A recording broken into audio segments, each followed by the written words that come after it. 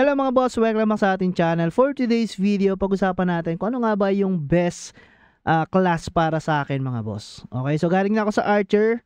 Medyo naboboringan ako sa class na yon mga boss. And then pagdating sa mga higher mobs is medyo nahirapan siya kasi STR, AG siya. No? STR Dex yung build niya mga boss. Pero pwede naman ang AG Vit, no? Para medyo may depth kayo. So ito kasi talagang ang build niya is TR Vit mga boss. Kapag naglagay ako dito ng stats, ayan, so dalawa sa STR and then isa sa bit. So ganun ako maglagay ng stats mga boss pagdating dito sa ating Sword and Shield or Defender mga boss. Okay, pagdating kasi sa higher mobs, yung kung nalaro nyo yung dating laro ng Wimix mga boss. So isa to sa pinakamagandang gamitin. Lalo na kung may vit ka talaga, may def ka mga boss. Okay? Ayan, tulad nito. Ano ba, wala kang kasama, nagko-farm ka. Kung wala kang kunat mga boss, is talagang madededs ka. Hindi mo siya ma-AFK basta-basta mga boss. Okay, so yan. And then sa subquest, pwede mo lang yan i-auto. So nawala pala tayo sa subquest natin. And then sa request. Okay, so saan na ba tayo? Itong request natin. So auto progress nyo lang yan.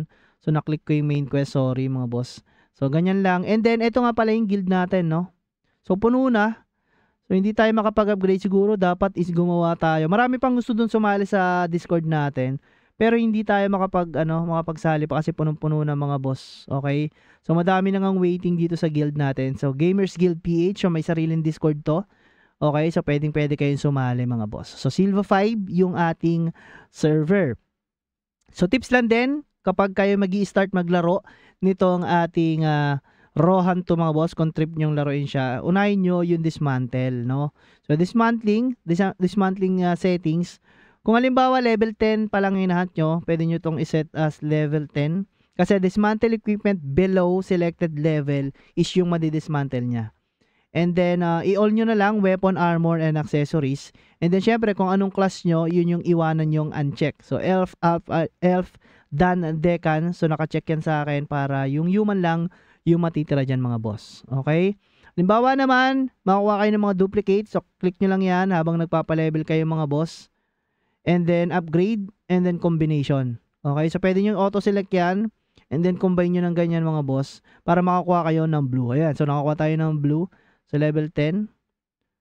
And, limbawa, eto, no? So, try natin. Tignan natin kung may combination siya. So, auto-select. Nagka-fail din yan. So, na-fail, nabasag yung pinang-combine natin mga boss. Okay.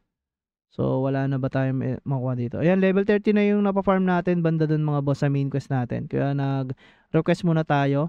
And then, wag kalimutan yung paggawa ng mga dungeons. Ayan. Ito yung mga dungeons natin mga boss.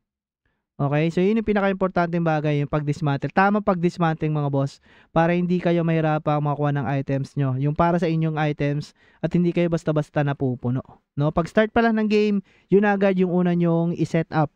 Yung pag-auto-dismantling mga boss.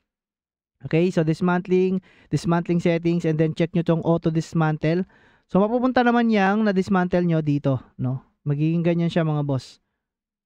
Okay, magiging crystal na pwede nyo ipang-craft na pang-enhancement and then pang-combine. Asa na yung craft natin? Ayan, so craft. Ayan, so yun yung kailangan natin crystal combination. So check natin. So crystal pa rin. So, kailangan nyo ng napakaraming items na ma-dismantle para magkaroon kayo ng pang-enhance and then pang-combination. Okay? So kung mag-AFK naman kayo mga boss, pwede yung sa kaya nyo. Okay?